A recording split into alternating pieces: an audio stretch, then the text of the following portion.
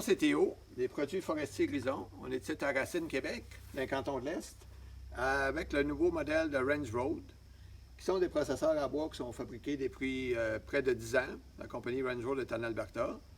Et au Québec, on a plus de 300 processeurs de vendus en 4 ans. Ça, c'est le nouveau modèle, c'est le EcoPro 300, qui vient de sortir il y a à peine quelques semaines. Qu'est-ce qui est particulier avec ce modèle-là? C'est qu'on a une fendeuse 25 tonnes. Fait que ça va être le seul processeur sur le marché avec une fendeuse 25 tonnes.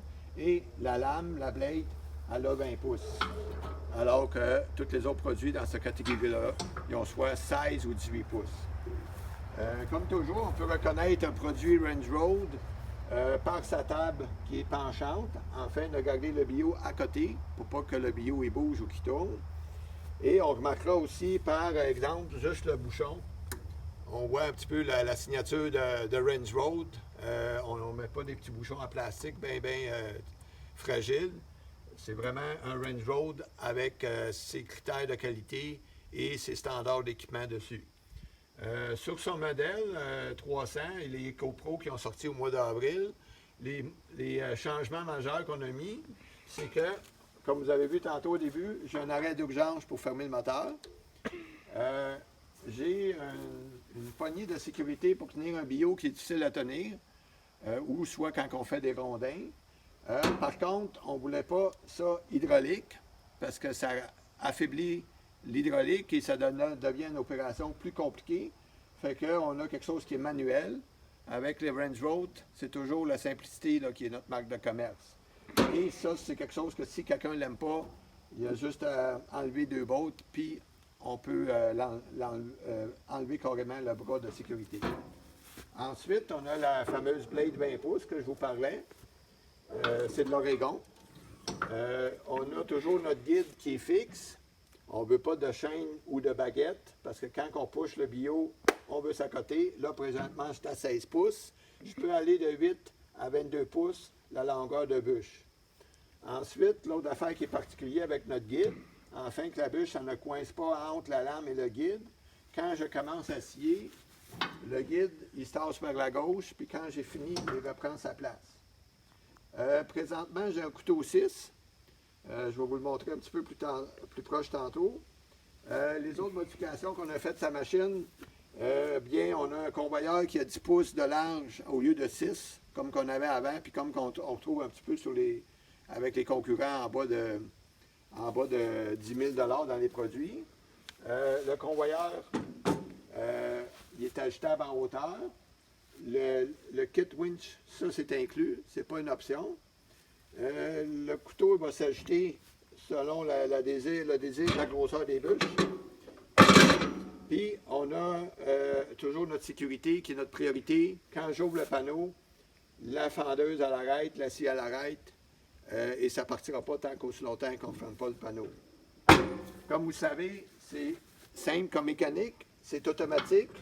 Je vais au bout de ma coupe, la fendeuse elle vient de s'enclencher. Et quand la fendeuse elle part, là, ici, on a un ajustement de palette qui va suivre la course de la fendeuse. Rendu au bout, elle accroche le système de déclenchement de la fendeuse et la fendeuse a bien. L'opérateur n'a jamais rien fait de façon manuelle. C'est le système de câble que nous on a mis qui déclenche la fendeuse. Puis quand elle est au bout, elle revient. On va aller de l'autre côté. Bon, alors, quand je vous parlais tantôt de système simple, c'est vraiment très simple. Le câble d'acier ici, quand on va au bout, lui va enclencher la fendeuse. Ensuite, on peut le déconnecter si jamais on fait des rondins puis qu'on ne veut pas que la fendeuse part à chaque fois qu'on a fini de couper un rondin. L'hydraulique, quand je lève ma scie, le moteur hydraulique, il s'enclenche. On a une vitesse de rotation de 7500 tours. Et l'équivalent d'une scie à chaîne d'environ 70 cc si on veut comparer la force avec un moteur 2 temps d'une scie mécanique.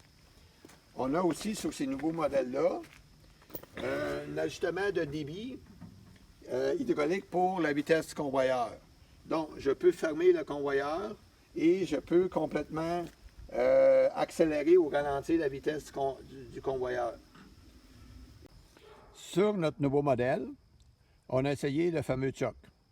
qui tient la blade en haut quand on ne l'utilise pas.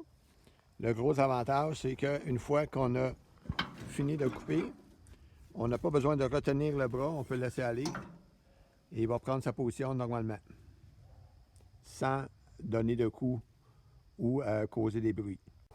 Donc, on sait que le choc, lui, il sert à amortir la remontée de la blade et tenir la position du bas des balles fermé quand la fendeuse est en route. Si jamais un utilisateur s'en sert l'hiver au gros froid, il peut peut-être trouver que le choc, ça travaille un petit peu plus dur.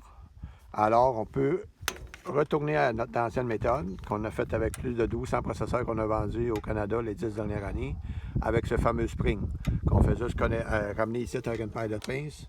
On le charge ici. À ce moment-là, c'est le spring qui va tenir la blade en haut. On a les deux options sur nos produits. Alors, c'est au choix de l'utilisateur. Dans les options qu'on peut avoir en avant, sur Range Road, on a 4 options disponibles. Celui-là, il vient avec l'avance bio hydraulique à rouleau métallique. Et on peut aussi l'avoir avec un avance bio à tapis. La différence, un petit peu, le tapis, bien sûr, il est plus abordable, il est plus simple. Ici, on a un petit peu, peut-être plus de longueur sur les bio, alors que le tapis est plus recommandé pour 8 pieds. Qu'est-ce que les clients me disent souvent, c'est que le tapis, ça marche très bien, sauf si c'est une journée où il y a de la pluie ou de la neige fondante. Là, à ce moment-là, un rouleau avec des dents métalliques, ça devient plus efficace. Toutes les options que nous, on offre, on peut les avoir à l'achat ou plus tard, si jamais le client il change de configuration ou de mode d'utilisation.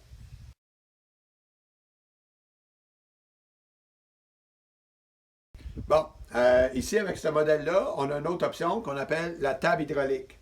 La table hydraulique, elle a deux fonctions. Elle va amener mon bio avec la chaîne. Une fois qu'il est en avant, il va tomber sur les rouleaux. Et avec une table hydraulique Range Road, qu'est-ce qui est particulier un petit peu, c'est qu'on a deux rouleaux qui sont mécaniques et la table est extensible. Fait que je peux l'ouvrir de 4 pieds supplémentaires, puis je peux faire des billots jusqu'à 14-15 pieds de longueur, alors que là, présentement, elle est configurée pour faire du 8 ou du 10 pieds. Contrairement à l'autre modèle que je l'ai montré tantôt, là, on a un bas des balles double avec deux manettes parce qu'on a deux fonctions.